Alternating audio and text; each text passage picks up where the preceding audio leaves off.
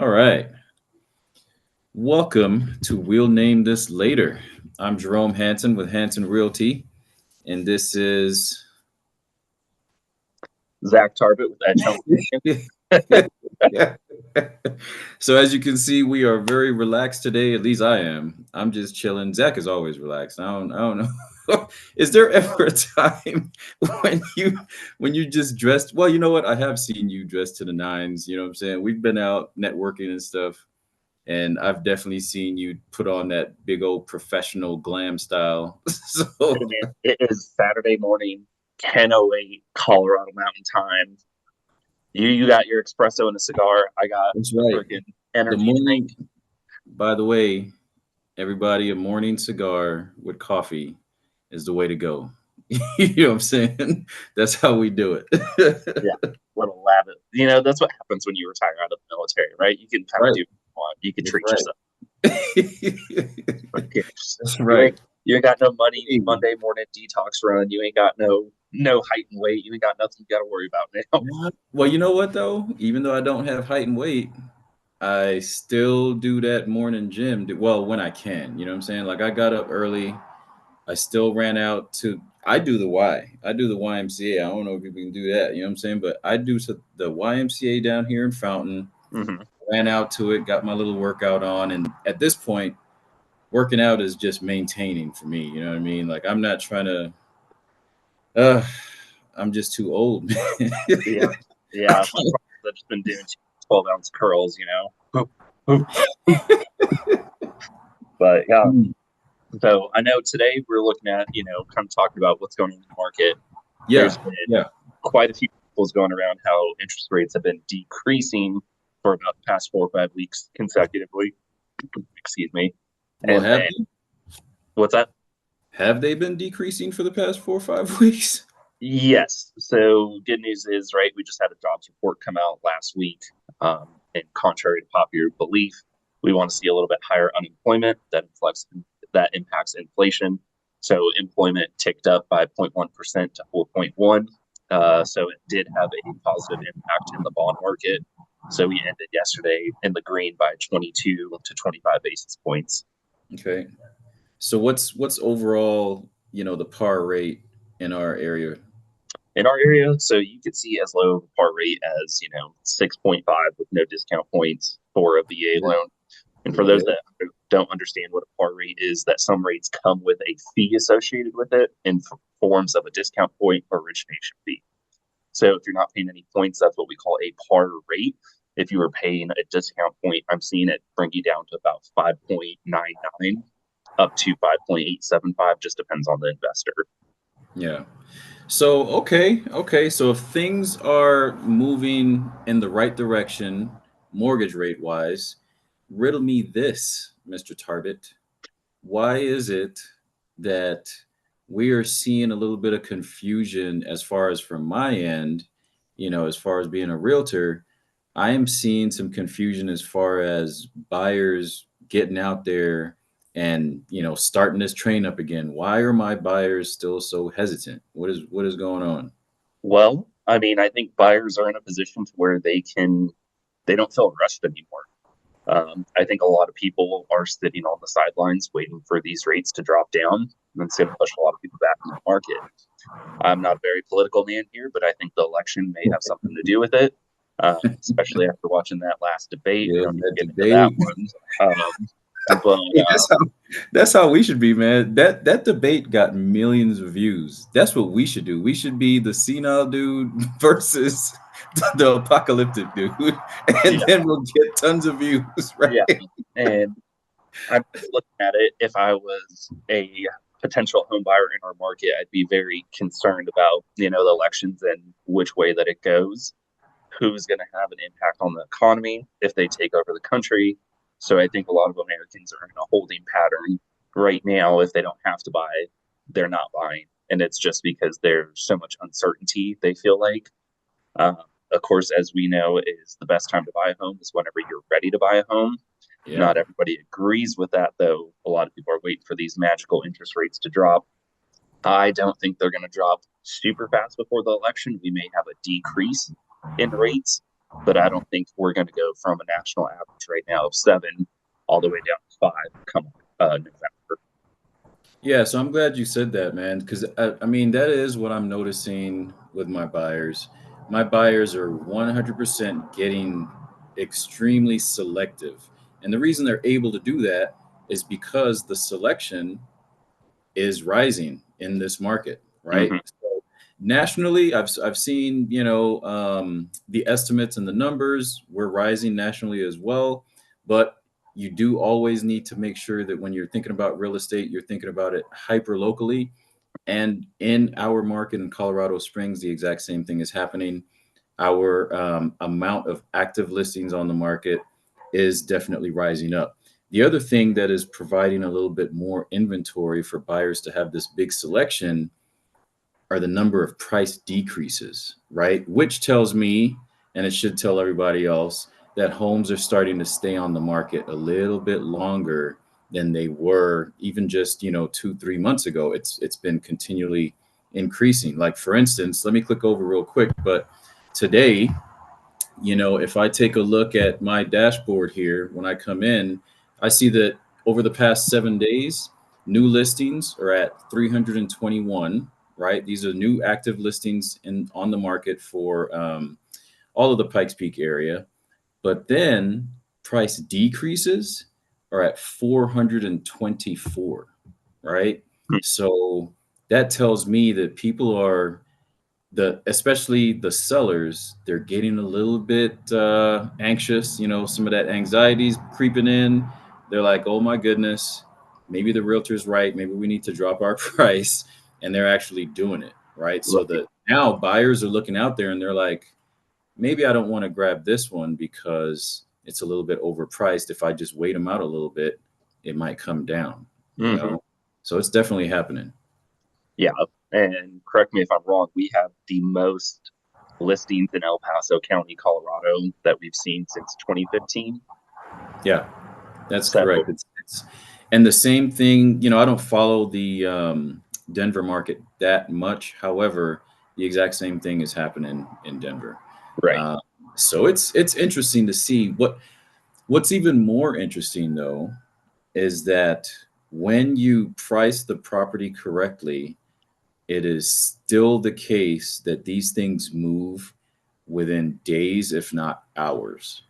In Yep. some cases, I've seen it. You put the property up, it's very well priced. 5 hours later, that property is under contract. Um, Even in Black Forest, which is one of our most, desired areas here in Colorado Springs, sometimes you end up getting that much more Colorado vibe than that a lot of people are looking for. When you price a property really well out there, it goes, and we're talking, 1 to $3 million properties, and if not higher. Hmm. Um, yeah. So people are waiting on the sidelines still. Yeah. And I mean, we're seeing that more and more. And I think it's just giving buyers back the power to Hmm. make that decision. Interestingly enough, I saw a post on Facebook today where a realtor was bashing lenders that wait to order the appraisal until after inspection. She said that if this is your lender, that you should fire them. And I think that this was a pretty interesting perspective. And I commented saying, well, why would I order an appraisal when Hmm. more buyers have backed out of a contract due to inspection in the past 18 months than I've ever seen in my Yeah. career? I've had numerous people go through and terminate because the inspection had major issues. The sellers weren't willing to fix repairs. And for those of you that don't know, if I, as your lender, order your appraisal and you terminate that contract, it is technically on you to pay that fee still for that appraisal that was conducted by that third party. So we as lenders do not control the appraisal. It is sent to a third party. And I thought it was very interesting. This lady said, if this is your lender waiting till after inspection, you need to terminate that lender. When really the lender in this scenario was protecting the veteran homebuyer from incurring additional fee for a home that they may not even want. So, yeah, I can see both sides of this argument, right? I think one of the things that is a hindrance to an agent like that is that they probably still have it in their minds that the VA appraisal is going to take longer than it actually does. Mhm. Correct me if I'm wrong, but I saw a statistic and saw a little YouTube video from a professional who actually works at the VA that he said nationally the time from the ordering of the appraisal to completing the appraisal has actually been cut in half, and the average is now 6 days. Mhm. Right? So I think there's still this idea that, oh my goodness, it takes so long for the VA appraisal to get done. But behind the scenes, the VA has been putting in some work, man. And I've experienced it as well. I've been very surprised at how quick VA appraisals can get turned around, man. They're not messing around no more. Yeah. Um, and every market's a little bit different depending who picks up the appraisal contract. They're going to operate. But according to the VA handbook, once that order is placed and picked up by an appraiser, they have 10 business days to return it back. Okay. So if you want to tack on just a 14-day turn time, 30-day contract, you have plenty of time to get your Yeah, appraisal. you do. You So, do. And the main thing is you just got to make sure that you put that inspection up front, And why wouldn't you want the inspection done as soon as possible to figure out any issues with the property? That way you don't waste your time or the sellers. You know exactly the issues, and if you're going to resolve them, you're going to resolve them. If you're not, cut, on next. cut Yep. the cord. And this goes back to the power that home buyers currently have in our market. Because 24 months ago, 2 years ago, whatever you want to calculate it as, the buyers did not have that option. You're under contract. This is the home you're getting. Doesn't matter if there's issues with the inspection. You're either you want it, quite frankly, that's just how things were going. So I think now buyers have the flexibility to be like, hey, the foundation's messed up or the roof needs to be repaired or all these major things. And if the seller's not willing to budge, they don't feel obligated to buy that house anymore. Yeah. When they did a few years ago, it was like, well, you could terminate this contract, but great, we're going to go back into a multiple bidding war situation, putting your timeline at risk. You may not reach that timeline versus now you have that flexibility. You could get those repairs done. You don't have to rush a buyer into the home. And it's honestly, like we've talked about before, it flies back into normal market pre-COVID. Yeah. Yeah. Good. So, I mean, speaking about inspections and everything, I mean, this is a good segue to talk about your lane real quick. Like the main general question that we want to answer in this video today, right? So, we wanted to talk about the difference between a construction loan and a OTC loan, right? So, why don't you explain to us the two, and then kind of break down, how this can be a benefit to all buyers, specifically VA. Yeah. So when you're comparing the renovation loan to what we call OTC, a one-time closed construction, it's two different programs with two different purposes. So kind of spinning off, let's say you did have issues with an inspection, the seller is not willing to budge whatsoever, and this is still the house that a buyer wants. This is where a renovation loan comes perfectly into play because the funds can be given for repairs up front. Let's say you have a major foundation issue or you want to redo the kitchen, there's major issues with that, whatever the case may be. Instead of arguing about the inspection objection, you can turn this into a renovation loan that fixes those repairs up front before closing. Now, this is what I really like. People have asked me, can you use this for a fix and flip? Absolutely not. Let's keep this first and foremost the VA loan. All And right. these renovation loans is used for a primary residence. So if you were planning on flipping this home after that, you are technically committing an illegal crime here with mortgage fraud. So let's keep that I in mind. wouldn't care about that. What's wrong with you? We do not advise mortgage fraud here. We advise by the book. All right. So if you are looking at buying a home, maybe it needs some TLC or you just want to fix it up, the renovation loan is a great tool because it's going to wrap all those costs into your loan up front and get the repairs done before you close on the house. Now, So let's hold up one quick, just to be sure, just to make sure everybody's understanding. You're saying that this is also an aspect of the VA loan that can be used. yes, up to, depending on the investor, We have some that will go up to $100,000 in repairs, and some as low as 50,000. So you can get quite a bit of work done for $100,000 on your home, right? So That could be let's a new kitchen, new bathroom, foundation fixes, anything like that. so let's talk about like how do you before you move on to the other one, how do you determine how much is going to be needed for that renovation? Do you need to go out? Do I as an agent and the client need to go out, get a bunch of bids, and then figure out what it's going to cost and present it to the lender, or how does that work? Yeah, so all that groundwork is going to be done up front. You're also going to have to hire a licensed general contractor. Excuse me. You cannot do these repairs yourself. That's where a lot of people think they can get the money, do it themselves, and it's a lot cheaper. That's not the case. These repairs have to be done by a licensed and insured general contractor that is also approved with the VA and your lender to make sure that you are getting an actual person to do these repairs. You don't want somebody who takes the money and run. We hear that way too often in the blue collar That's trades world.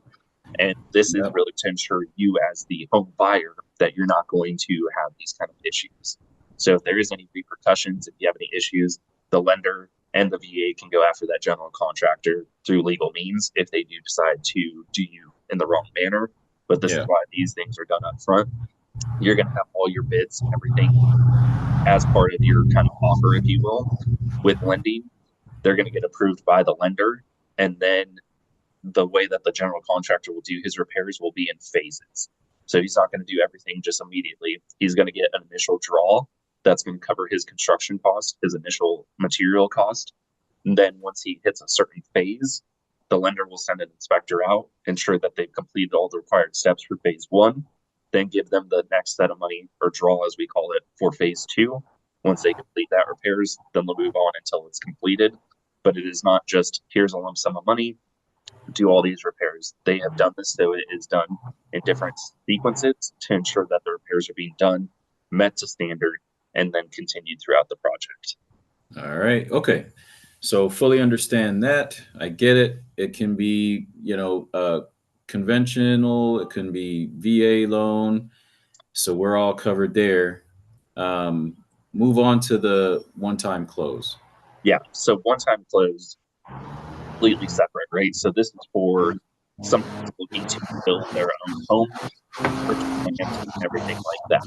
So what this does is that it wraps your land purchase, your construction, and your permanent financing all into one. So what people don't know or may not know is previously is that you had to buy your land separately, which requires a hefty down payment, typically about 35% for raw Yep. land, to pay for construction financing, which could be 15% to cover those initial material costs. And then once you get done with that, you have to refinance it into your permanent loan, which involves three separate transactions, quite a bit of fees there, right? You're putting an X amount down on your land, so much money down on your construction, and then your refinance comes with fees as well. What the OTC does, it eliminates three separate transactions and puts this into one. So it makes it a lot cheaper, right? If you're looking at using your VA loan, doing this kind of program, it's still 0% down. You could buy your land, get your construction, and roll your permanent financing without having to spend any money on a down payment compared to raw land or construction. Yeah. Now, the reason why I also like this too is let's say we lock you today at 7.5% interest rate, because on OTC loans, you are going to have a higher rate than the going market rate. It's just the way it is. But let's say we get How towards much higher? typically 1%. One. Okay. Yep, 1% for safety measures. It's just a higher risk, so you're going to have that. But with that being said, is where people get scared. They hear, oh, 1% higher. I don't like that. But let's say we get close to nearing your construction and now rates have decreased. Let's just say by 1%. So now you're looking at a 6.5. At no cost to you, the investors that we use will float you down to that current market rate at the end of construction. No cost whatsoever. Keep that in mind. So yes, you may start out at a higher rate, but if rates get better through your construction period, which could be as little as 6 months, all the way up to 11, 12 months, it just depends on what you guys choose and what your investor or your builder is comfortable with. Some areas may be impacted by weather during the winter, so you want a longer construction phase versus some places like Florida, you're pretty much building year round. Yeah. So Okay. keep that in mind. You can always get a lower rate, without having to pay for the cost of a refinance with an OTC. Good deal. Good deal. All right. So now we understand the differences between those two. We understand that it is eligible to VA loan purchasers, right? Mm-hmm. Um, I don't think I have any further questions on those. I think, and even if we did, I think it would probably be much more of an individual basis where we would have to have a client and we'd have to be able to figure out exactly what they need and what situation they're in. Mm-hmm. So I think we should probably top this off with one final thing, and that is, how many grasshoppers do you have in your yard right now? Are you noticing increased grasshoppers? Nope. What? What is good? Dude, do you realize that we're going through like a, what do they call it in the Bible? Like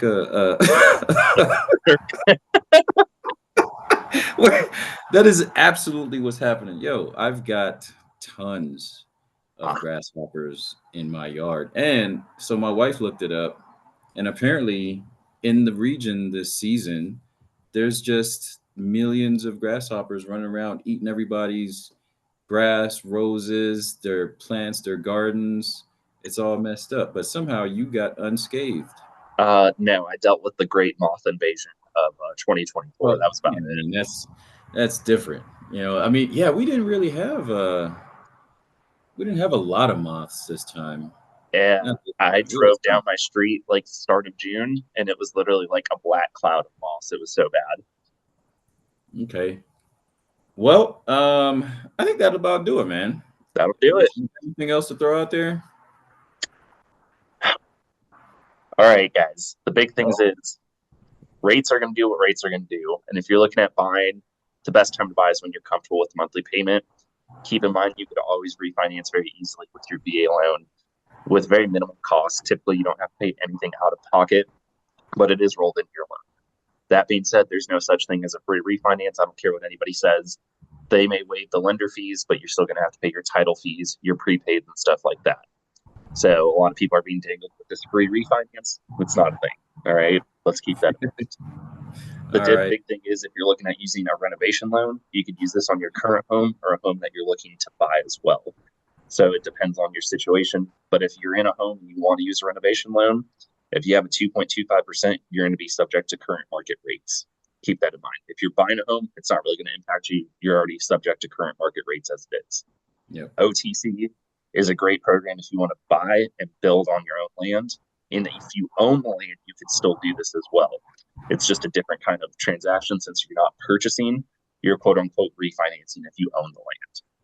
All these are great options to leverage your VA loan to get into a home. It always just depends on what your goals are with the home purchase, but that's why you speak to somebody like myself or Jerome to help you navigate that process. Good deal. And then, from my side, um, the advice is pretty much the same that I usually give to people, man. But tailoring it to right now, what I would say is that if you are a buyer, right now is a great time to jump in the market if you're ready, right? If you're financially ready, it is a great time to jump in the market because this is when you'll be able to get some really good deals. Zach knows this about me. I usually pull off some pretty damn good concessions. I get it, and a concession is getting the seller to to concede some money over to you as the buyer, right? This is a great time to do that because, as I said, they're a little bit more anxious. Some of them have been waiting on the market to get their property, off. And what they will do is they will concede some money to you, whether that's for inspection issues or just because they know that rates are so tough. They want to concede some money to you so you can get a buy down, a 3-2-1 buy down, a 2-1 buy down, right? So now would be a great time if you're ready before the market gets overly competitive, right? And when I say overly competitive, that might happen, like Zach was alluding to, probably fall, winterish after the elections. And then you start to see rates kind of go down further and further, right? That's going to spark more buyers jumping into the market. So you want to be able to do this beforehand. Um, and the other thing is just kind of harping on what Zach said again. You know what? Even though it's contrary to the crux of my business, do not try to rush out and buy a property if you are not financially ready. The first thing you need to do is get your finances in order, make sure that you are actually comfortable and ready and you have closing costs in the bank. You've got um, your earnest money in the bank. You're actually set, and you actually have thought about the maintenance that a home takes, right? Once you've thought about these things, then you can actually jump in and get into the market, right? For my sellers, hey, it's getting a little bit tougher. Technically speaking, when you look at the numbers, yes, it's still a seller's market. I have to say that because by the numbers, it is. But to the people on the ground who are interacting with the buyers day in and day out, and interacting with the sellers who are frustrated day in and day out, I am telling you right now, you need to make sure that you're pricing your property appropriately.